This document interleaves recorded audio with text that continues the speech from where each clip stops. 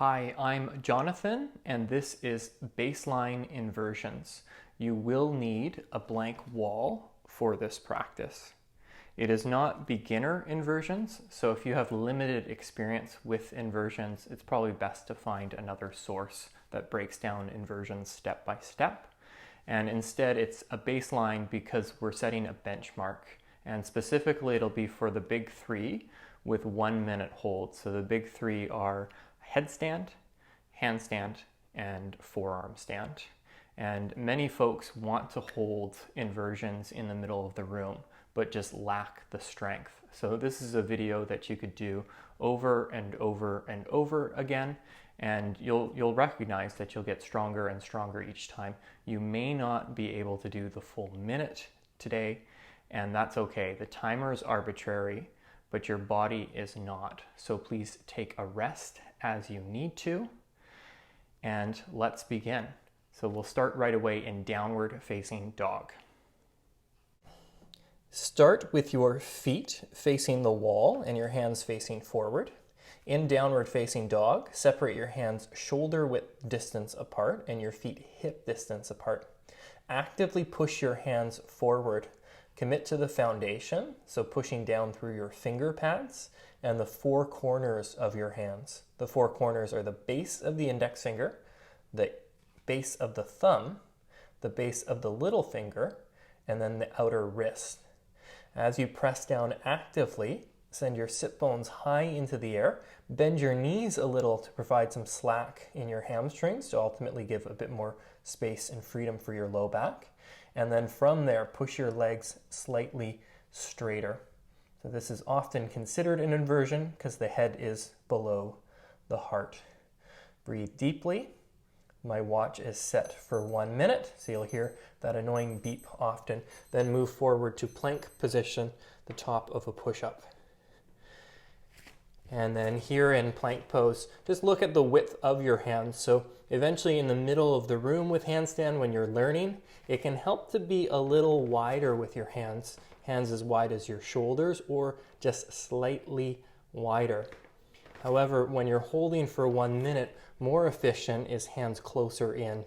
So setting up the center of the shoulders with the center of your wrists, just so that you can stack your arms slightly better. Actively push your hands down, lift your rib cage up, keep your chin lifted. When it comes to the position of your hands, if it's ever sore on your inner wrist, the thumb side, you can always turn your hands out slightly. And of course, if it's the opposite, if it's sore on your outer wrist, then just turn your hands in a little bit. On an exhale, lower all the way down to the floor. Point your toes, lift your hands to hover, and inhale, lift up. It's often called low Cobra position, just building some strength here.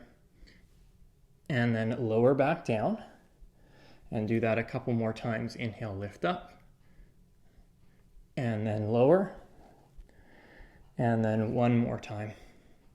Pause and hold the position this time, and then holding the position, use your hands down under your shoulders, begin to push your arms straighter, and then rise up into high Cobra. So you could stay in medium Cobra or go all the way up into full-grown adult Cobra. Move your shoulders back, pull your rib cage forward, move your throat back, move your ears back. Just holding the position, staying steady, staying strong. So we are going to jump into an inversion right away. This isn't technically one of the 1 minute ones, but just walk your hands back towards your feet about halfway, and it's just giving an idea of what it's like to be upside down. So step one foot up the wall and then the other foot, and then that's all the position is. You can tuck your chin in to let your head hang, and then hold and stay strong. I'm not going to do all of the minute. Later on, I'll just time it out and then give you some encouragement. So this is my full minute position. Shaking is okay, it's natural. You're just building strength. You don't necessarily have to walk your feet up higher. You don't have to walk your hands in towards the wall. It can be a little bit dangerous doing that. This version is quite accessible. Holding strong, and then lower your feet down. Separate your feet hip distance apart and bow over your legs.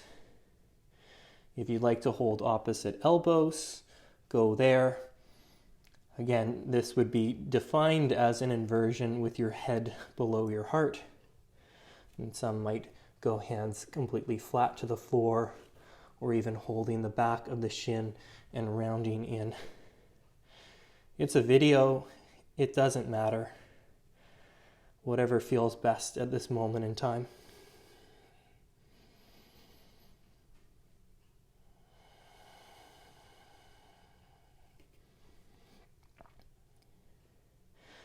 Just taking this time to prep the body, bend the knees a little bit, move your hips back, push your knees out, and try to broaden your sit bones.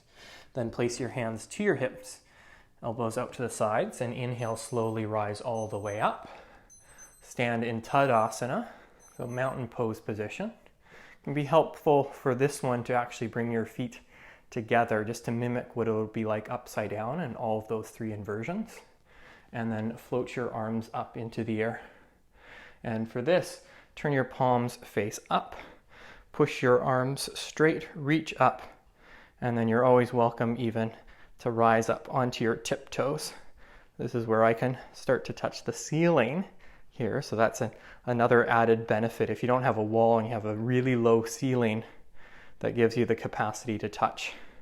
I can't touch the ceiling when I'm in handstand, but when I'm in inverted handstand, which is also known as standing, I can actively reach, hug the arms in, push the feet down, tone your belly, expand and extend, and then clasp your hands behind your back with a wide stance on your mat. Bend the knees slightly, push your knees forward, move your hips back, so you hinge at the hips as you bow down and lift your hands up and over. So for some, it's just hands near the hips. Others, hands just a little bit higher from the hips. And I'm not a great demonstrator. I don't like to go much further than this, but others can start to take the arms up and over all the way.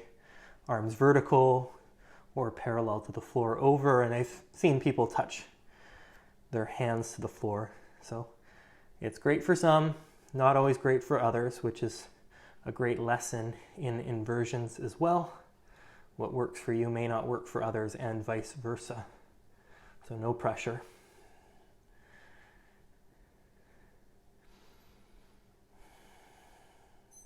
On your next inhale, slowly rise up, step your feet closer together, and then with your feet together, cup the back of your head. Point your elbows forward, and then this is an inversion of inversion. It's an inverted headstand, also known as standing and holding your head. And then on this one, just arc over to the left, lift the right side rib cage, and then come up and arc over to the right. And come back up, keeping your feet together, bend your knees, push your head back into your hands, but hinge at your hips and bow forward till your torso is at a 45-degree angle. You do need grade 8 math for this class. Move your hips back, push your head into your hands, and then option to tilt till your torso is parallel to the floor. Pause and hold. Final stage is to push your legs straighter from there. Okay, and then lower all the way down onto your knees. So the first inversion that we're going to do is headstand. We do headstand first just because it's the most risky in terms of putting weight on your neck and the arms are most fresh. So it's probably the best to do first. So it'll be 3 rounds at 1 minute, and then there'll be a minute of rest and demonstration by me. Some of you will get better and better at this. I have students in the 2-hour Tuesday class. Hey everyone. Who actually do 5 minutes total. They just go for the whole time. I used to push myself for that. I was in a room in an Iyengar class, and there was women who were 70, 80 years old, and I was like, I'm gonna beat them. and I got to about 4 minutes. It's like, oh, my neck kind of hurts. And some of the women got to like 15, 16 minutes. So it takes a long time to get to that level, and you may not actually want to do that. So that's also my cue to stop talking. Headstand 1 is cupping the back of your head. And if you're brand new, fairly new, if you're not 100% sure that you can hold the position, please do so with the wall behind you. And I'm going to be really close, maybe 1 centimeter with my fingers away from the wall. Cup the back of the head, bring the top of the head down, hug the elbows in so it's not elbows out, and then walk in, one leg up, and then other leg up, and then you have the wall there. So it's going to be 1 minute. So set yourself up, count it down, 3, 2, 1, and 1 minute begins. So as you do this position, keep your elbows hugged in. If the elbows go out wide, you lose the balance. Try to push down actively through the entire length of your forearm. So from your wrist to your elbow. And then as you push down and get stronger in the arms, you don't have to put as much weight on your head. There's a reason this one is Shirshasana 1, Headstand 1, and that's because it's more accessible in the sense that you can put less weight on your head. So if you're now upside down, just feel that. If you don't put much pressure on your arms, more weight goes to your head. And then if you use your arms, you can get about 70-80% of your weight in your head. The tripod headstand that you often see, the teddy bear headstand, puts about 50% of the weight in the hands, 25 in each hand, and 50% of the weight into the head itself. Slowly come down for your first minute of rest. It could be child's pose with your forehead to the floor, or sitting with your hands on your thighs and lifting through the crown of your head. If you're going for the full cycle, then keep it up. You're already 1:20 in now. The next version is just an opportunity to start to break away from the wall. So instead of being 1 centimeter, just be about 10 centimeters. I tried to give up on the imperial system. So it's about 3 inches or so. And the point on this one is that you have the wall as safety, but you don't necessarily need it. So I'll just show that and demonstrate. I'm not at the wall, and option even to go both legs up at the same time. Lift up and then try not to touch the wall the whole time, and see if you can maintain that for 1 minute. So timer begins in 3, 2, 1, and second minute of headstand. If you're continuing to go, that means you've already done 2 minutes. Way to go. Congratulations. If you're away from the wall, the effort level increases substantially. And part of that is just the effort level that's required to balance and hold center. As you effort, the arms are going to tire and fatigue. So bring the legs into the equation more. Actively pull your legs in towards each other and push your feet up into the air.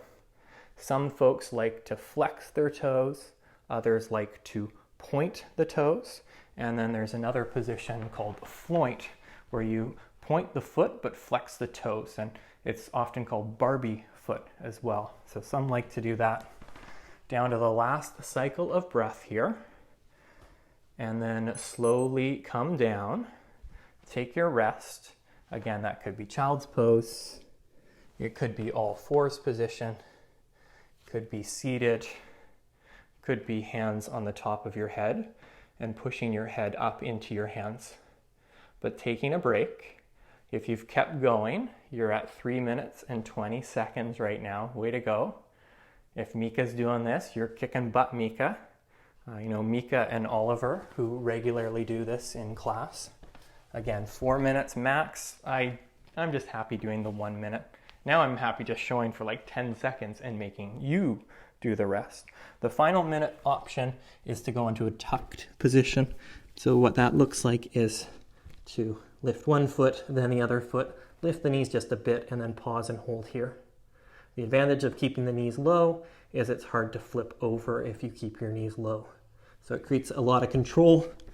Very useful in handstand and forearm stand as well. So final minute, set yourself up, keep the elbows in, holding the back of your head, push down through your forearms, walk the feet in, try to get the hips to move back, and then see if you can hover your feet, maybe even bend your knees into your chest, and then slowly as you move your hips back, lift the knees slightly higher.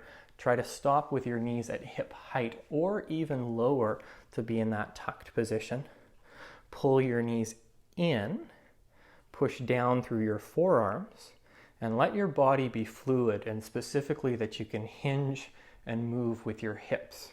So from your head to your hips, the torso and the arms are strong and firm, but then the legs have some dexterity and some movement to them.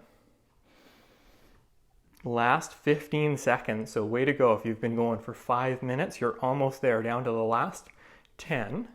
One more deep breath in, and then on your next exhale, slowly lower yourself down. Again, child's pose or all fours, seated. If you went for 5 minutes, you may want to rest a little bit longer. To rest slightly longer, just hit a pause. To rest even more, just turn off the video. Okay, if you have your forehead to the floor, place your hands under your shoulders. Move your shoulders back. Push with your hands, lift your head, lift your torso, and rise up. Okay, the second of the big three is handstand. And it's just a little easier to go to handstand next because forearm stand just needs a little bit more of an opening for the upper body, and handstand provides that opening. So for the first one, it's going to be just trying to get up to the wall. So if you're still struggling, that first version we did, where you start with your back to the wall and step your feet up, is a great version to do. And then the one that we'll try for the baseline approach is to just start from almost like a downward facing dog position. Step one foot in, remember which foot it is, and then from there, hop yourself up.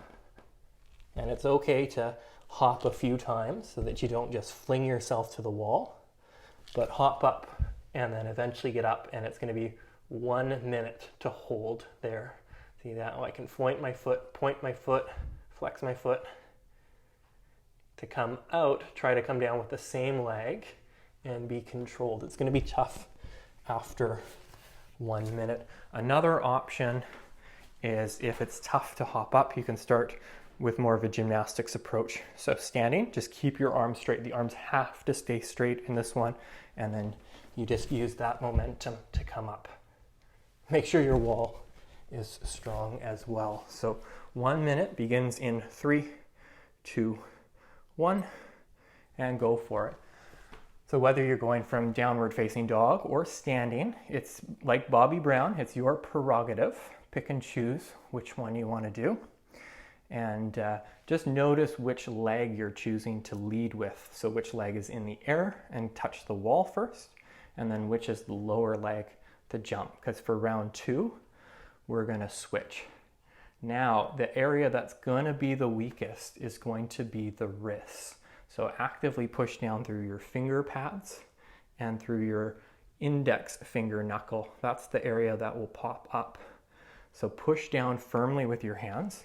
Keep your arms straight. It's so much more difficult if you have your elbows bent. You'll get more strength, but less efficient. Last 7 seconds, so really just one more breath in. Try to remember which leg you hopped up with and come down with that leg first, and pause to rest. I struggle with child's pose in this one as the rest position. I like to go into a bowspring shape called recovery, where you just put your hands to your knees. So you have a rest, but the energy level is still high. If it's tough on your wrists, for this you can give your wrists a circle, or you can interlace your fingers and then make an infinity sign. So just a sideways number 8. Nothing fancy on this second set. And all it will be is to just do exactly the same thing, except switch for your other leg. It's super important. You're gonna get so good on one leg, but terrible on the other. So in this case, it's my left foot down, right leg lifted, and then hop up, touch, touch. If you want more efficient, have the hands closer, push the arms straight and lift up. Oh, I gotta go the same leg. So see, I have a default to come down with the one leg, and it's hard to change that. Okay, set yourself up, 3, 2, 1, and give it a hop. Or go from the gymnastics approach. If you went with your dominant leg, redo it. I saw you. I saw you. Great work for some of the regulars from class. Veronica, nice job. Keep your arms straight. Push all the way, Chantel. Yes, Andy, you're at about 80%. You could do a little bit more. Good work. Hold strong. So I mentioned at the beginning the timer's arbitrary, but your body isn't. So if you're feeling a little bit of pain in your wrist, just come down. There's another day. Don't overdo it in one day. It's like me trying to learn the piano. I tried to learn the piano all in one day, and then I got a lovely note from my neighbor saying, stop playing piano in the middle of the night. But I was just so excited to learn piano. Dig deep. Push your arms straight, last 5 seconds, you got this. And then on an exhale, bring the leg down, the leg you don't want to come down with. And then pause for your rest. Again, it could be just sitting on your heels as I am right now, that recovery position. The position of handstand isn't the most natural position. We rarely do anything in our everyday life with our hands like this, except for jazz hands and doing some fun walks like this, challenging people to a dance off. To combat that, just move your hands the other way. So cross your thumbs in front of your palms, wrap your fingers over your thumbs, and then move your knuckles forward. Drop one part of your lower lip. Make some sounds. Move one hand and then the other hand. Okay, the last one is a little bit trickier, so this one's going to take some time. I think one-legged hop is slightly easier to get to first, and then two-legged hop from there. And I like both of them equally. Neither of them is easier or more difficult for me, but for a lot of folks, hopping up with one leg is usually easier. So how two legs works is that, I don't know if you could do it from standing. Someone could challenge me on that one, but I think you have to start from the downward facing dog position, even walking forward, and then it might just be hopping on the spot like this, hopping, or you'll eventually get to a point where you can hop up and then use the wall like that. You might even try to be away from the wall like headstand, and then bend your knees and hold the position like that. Especially if you're doing this every day and you're getting tired of doing the baseline version. Okay, so timer begins. Set yourself up. 3, 2, 1, and 1 minute goes. Way to go. Keep it up. Push your arms straight, hop, and then lift yourself up. If you're hopping and just hopping and hopping, that's just called donkey work. So it's like doing your C scale over and over and over again. You just have to keep doing it and doing it and doing it and doing it until you improve. And I have met many people who have been like, I can't do handstand. This is no fair. Everyone else can do handstand. And then 2 years later, they're the person who's leading the class in terms of demonstration and showing how resilient they can be at learning handstand, and actually graduated past many others. So hold strong. Last 5 seconds. Way to go. This is going to be 3 total minutes in handstand. And then slowly come down. Take your rest position, whatever that is, and it can help to be watching the screen so you see the next one. The next position that we're going for is forearm stand. So it's called Pincha Mayurasana, the tail feathers of a peacock. I actually have a tail feather of a peacock. Here it is. This is the pose we're going to do. It looks that way more from the side. It might even look a little bit more like that. I have peacocks nearby. That sounds weird, but I live close to a park. So to go up into this position, do what we did at the very beginning. Headstand near the wall. So you go up, straighten, and then let your heels touch the wall. And then on an exhale, it's a big push. You're going to push with the forearms and lift the head up. So 3, 2, 1. And then I can lift up and then look between the forearms. And then 1 minute there. So again, elbows have to be fairly in, not out wide. And then don't go back onto your head to come down. Just slowly lower yourself down. Okay? So 1 minute begins. If you have a better way to get up, go for that. Again, if you're just learning it, headstand is the best way to do it. Be right up against the wall. Touch your feet to the wall. On your exhale, push, lift the head up. I will explain it is a disadvantage to be smart and have a big brain. I have an advantage. I am not smart and forget things. But it makes doing forearm stand a little bit easier. Where to look in this one, if you have the space, you can always look across the room to the horizon. Eventually to balance, it's a little easier to look at the space between your elbows or about halfway to your hands from your elbows. Last 10 seconds, it's easier on the wrists than handstand, but more challenging on the shoulders. And then slowly come down, take a pause, rest as you see fit. And again, you can have a look at the screen just to see the next demonstration. So it started like this and then pushed up. I sometimes will interlace the fingers. Sometimes I'll go into a prayer position. That's more of a functional position because it gives you something to do while you're upside down as well. Please, oh my goodness, I'm worried. Another one that I like, it's my favorite, is to hold the edges of a block like this and then bring the block down. So there's lots of other block versions as well, but this is my go-to and fave. If you're doing forearm stand, be right up near the wall, about 1 centimeter away. Step in, and then lift a leg up, hop up, touch, touch, and then it's 1 minute like that. Okay, so set yourself up. 1 minute begins in 3, 2, and 1. So you're welcome to do just that first variation.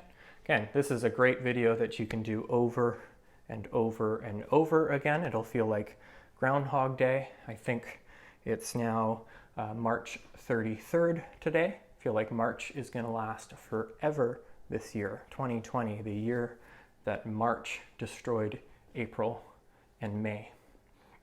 And then again, of course, if you're hopping up, just notice that it might be easier to hop in forearm stand because your center of gravity is lower to the floor. So you don't have to put as much zeal into the hop. The more challenging position is going to be in the shoulders. The disadvantage you have in forearm stand is that you've been working for however many minutes. You're already about 7 to 8 minutes into inversions, or upwards of 10 minutes if you held the super long headstand. So you may be more fatigued than in some of the earlier ones. Slowly come down, pause to have your rest.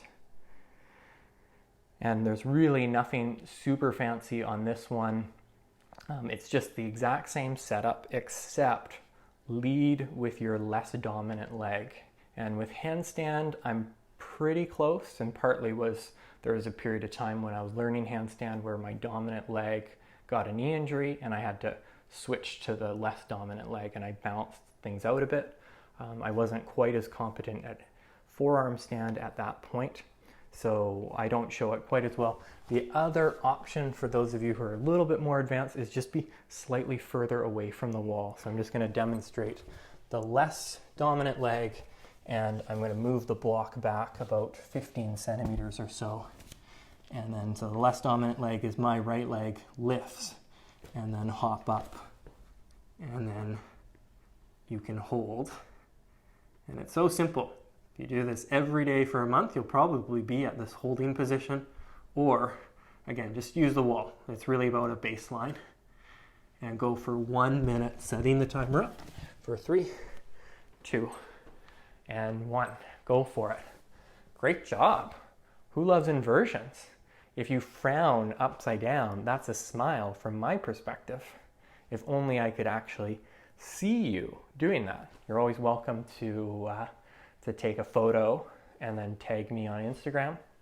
I'm one of the early adopters of Instagram, so I have my actual name, Jonathan Boyd, as my handle. And I even have a few other Jonathan Boyds follow me, and I know they're just waiting for the day where I change my handle to like Jonathong or something like that, and then I lose it. Laughter isn't easy in forearm stand, so dig deep, hold strong. I'm challenging you another way.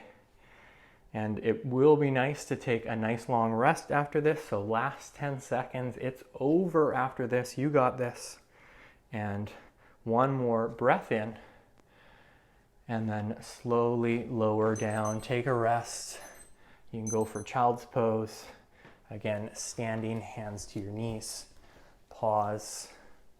Close your eyes. Breathe deeply. Ending the class here. Part of the reason is this might be a great time to go off and back to work or do some vigorous task that you've been waiting for. And of course, if you want to take a rest, stay in child's pose or go into Shavasana, or even use the wall and finish with your legs up the wall. Thanks so much for participating in baseline inversions. Namaste.